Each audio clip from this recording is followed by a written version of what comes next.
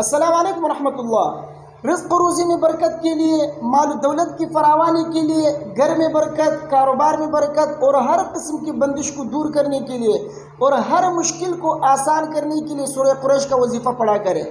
انتہائی مجرب وظیفہ طریقہ میں بتاتا ہوں، کتنی تعداد میں آپ کو یہ وظیفہ کرنا ہے اور کس طریقے سے کرنا ہے، غور سے سنیے گا۔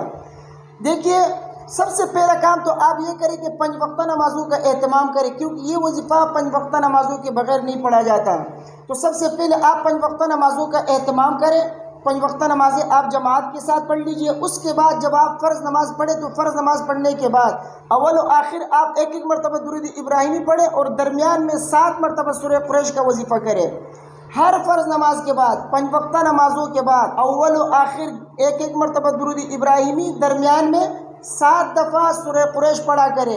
اللہ تبارک و تعالیٰ آپ کے اوپر دولت کی برسات کریں گے، رزق میں فراوانی ہوگی، گھر میں برکت ہوگی، ہر مشکل آپ کا آسان ہو جائے گا۔ جو کام نہیں ہو رہا ہوگا وہ بھی اللہ تبارک و تعالیٰ آپ کے لیے آسان فرمائیں گے۔ اتنا مجرب وظیفہ ہے۔ آج اس وظیفے پر عمل شروع کیجئے۔